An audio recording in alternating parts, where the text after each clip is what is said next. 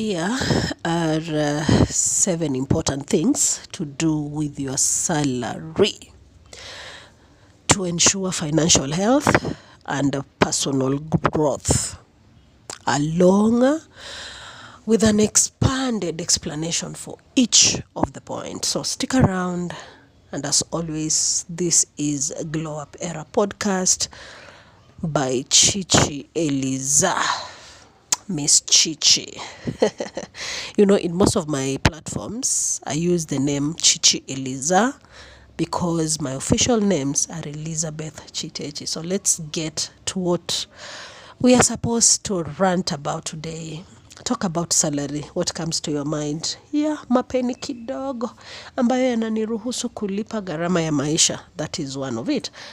And what are these important things that you're supposed to do with your salary to ensure your finances or your financial state is healthy to help you grow? That is what we're going to discuss today. So stick around. Don't touch that dial. Number 1, this is the time for you to start budgeting before spending. If you're that kind of a person who spends and you've not budgeted, oh my God, nakuonea huruma. So you're asking yourself, Chichi, what is it that you're supposed to do? I want you to create a monthly budget that allocates your salary. Okay? And this monthly budget will help you categorize the necessities, savings, investments, and how you just spend your money here and there. So create a monthly budget. Put your monthly budget into categories. What are the necessities in the house? How much are you saving? And what does your investment require you to do? Like at least kusupport biashara yako, like unaweka pesa ngapi kwa biz. Sawa. And why is it this important? Mtu ataniuliza, nitakwambia kwa nini it is very important. Budgeting ensures you that you don't overspend, and you will always be providing a clear picture of your financial flow. Mimi hii kitu ilikuwa imenishinda, but the moment I mastered, rahisi kama nini. Okay, so there are so many rules, but today I want to teach you about the rule that I do, the 50-30-20 rule.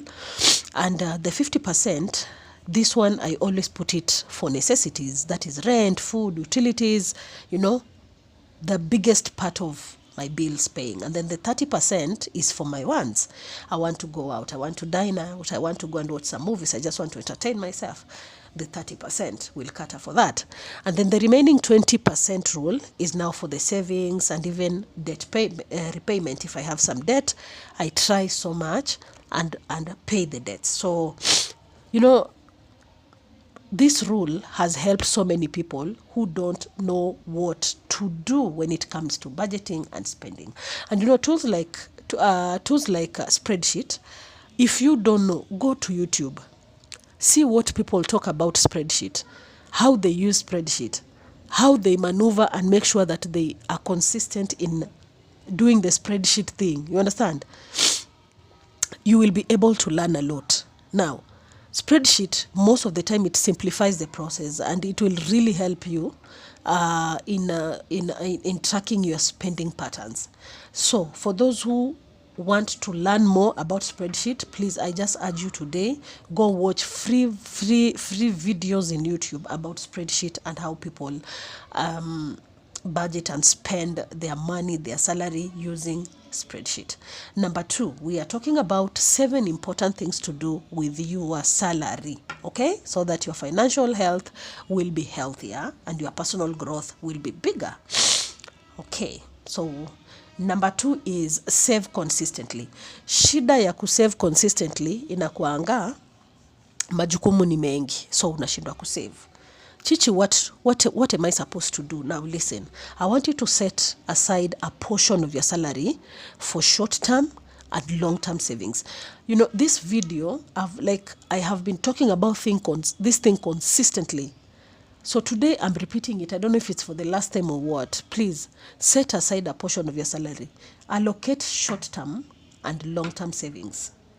It is important because savings most of the time they act as a safety net for emergencies, and they usually help in achieving your future goals. Imagine wewe umekaa tu hapo, you don't know about short-term goals, savings, you don't know about long-term savings, na wewe uko tu, imagine unaishi 2025 na hujajua hata kama unapata shilingi 2 kila siku.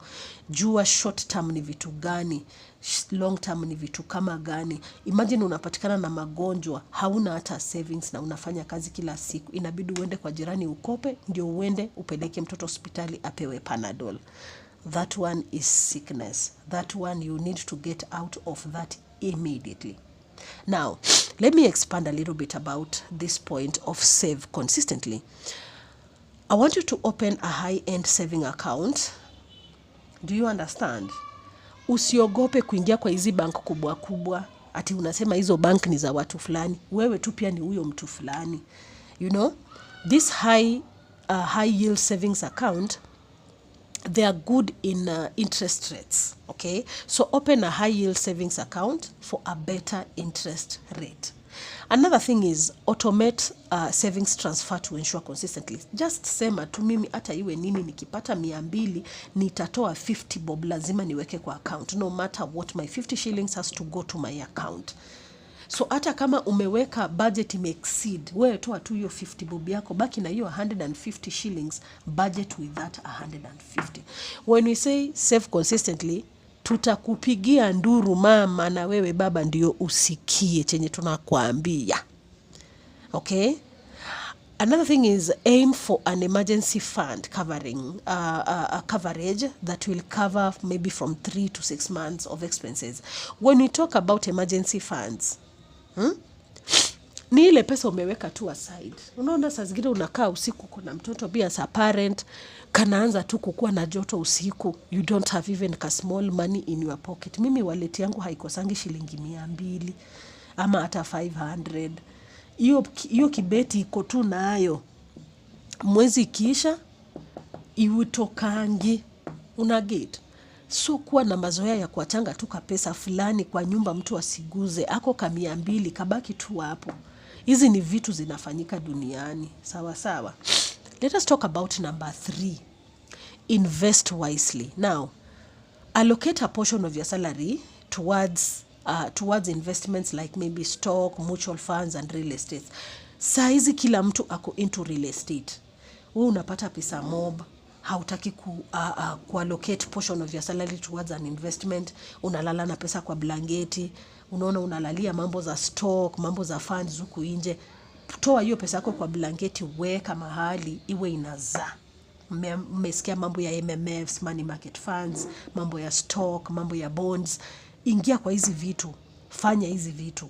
Okay, this one really helps your money to grow, and with overtime, imagine unapata uko na pesa mingi sana. Okay, na kama haujui, tunasema look for somebody called a financial advisor. This financial advisor is somebody who has trained themselves to educate you mwenye hauna chochote kwa akili kuhusiana na mambo ya finances. Ataku advise. Like me personally, I took a course of a financial advisor, and I personally can help you in deciding how to take care of your money. Okay? And then another thing is just start small, you know, your retirement plan. Imagine uko 40 years, hauna hata plan ya retirement. Nyinyi ndio watu wenye tukifika miaka ya uzeeni, mnaanza kusumbua watu, mnakuwa watu wa kuombaomba barabarani. Unaanza kusema, oh, mashetani, sijui waliharibu, watoto wangu hawanisaidii. Wewe wakati ulikuwa miaka yako, what was your retirement plan? Full stop. Sawa sawa? Twende number 4. Number 4 inasema nini? Pay off debts. Uko na madeni. Madeni na kuangaisha na bado unaongeza madeni ingine. If you want to have a healthy financial progress, you make sure that you pay off your debt as soon as possible.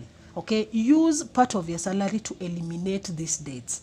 Sawa sawa. These overdue bills ndo zinafanyanga unakonda, unatembea, unakaa mkogo, na we bado ni msichana mdogo, we ni kijana mdogo, lakini unakopa mpaka unasahau kulipa. Ukikopa, lipa. This one is very important because it will reduce financial stress, and it is going to free up your money for future use. How am I going to do this? It is very simple, really. Just go and pay your debt. Okay, stop accumulating more debts because zitakushinda kulipa. Mambo ya pesa ni ngumu. Twende number 5. Number 5 yangu ambayo nimekaa nikiinvestigate ni mambo ya plan for retirement. When you are planning for retirement, jiulize mambo mingi. Umefanya kazi miaka hii yote, umefika 60. Ulikuwa una plan mambo ya retirement yako vipi? Pesa yako kidogo hiyo, hapa Kenya tuko na kitu inaitwa retirement benefits, zile NSSF ambazo unalipa pesa kidogo alafu baadaye inakusaidia uzeeni, malipo ya uzeeni. So start planning for retirement. Okay, when you plan for retirement, hatusemi ya kwamba ati lazima ufike 60. Unajua kuna watu wana plan retirement wakifika 30. Watu wenye wamebobea kwa hii nyanja ya kutafuta mambo mengi kuhusiana na pesa. Mtu anaanza kuplan mambo yake as soon as possible. Umesikia mtu anasema mimi nimeamua kukaa mashambani because I just want to make sure that ninafanya farming. Sitaki kuishi town. No, ni mtu ameshapanga retirement yake. So kama pia unataka kukua hivyo, kuwa na hiyo roho. Number 6 is about giving back. Nyinyi watu ni wachoyo. Ndio kwa maana hauwezi kubarikiwa. Wewe ni mchoyo mama, pesa yako haioni jua. Unaona tu vizuri ya kwamba hata nikitoa 100 haitatingisha account yangu, lakini wewe ni mchoyo, ndio maana haubarikiwi. If you want your finances to be blessed beyond your thinking capacity, be somebody who likes giving back. You know, these charitable donations help families. Hapo kanisani, support somebody's child. Alafu kuja uniambia hapa kama Mungu amewacha mambo yako yaliwe na nzige, hawezi kubali. And then the last one that I love most, na nikaamua ya kwamba hiyo ndio itakuwa mwisho, ni rewarding yourself. Jilipe pia wewe. Kama unafanya biashara, naambia watu wa biashara, jilipe. Okay?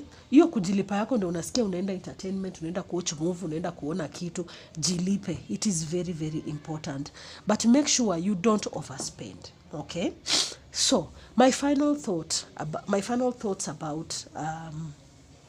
about salary management is if you balance these 7 priorities that I have stated now, I know they are going to help you achieve financial stability, financial growth, and even fulfillment in your future life.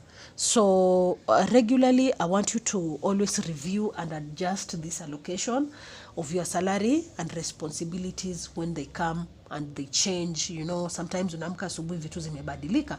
So all the time review, regularly just review your allocation of your salary every single day. Yes, we've come to our end of our podcast, and I know umesaidika. My name is Miss Chichi. Call me by my real name, Elizabeth Chitechi, and Glow Up Era Podcast. Na iko hapa. I've not opened a new podcast. It is still under Miss Chichi. And I hope umesaidika. Wewe kama mtu ambao uko na pesa na haujui unataka kufanyia nini salary yako. It is good to learn because there is nobody who is perfect. Until next time, guys, I love you and stay tuned.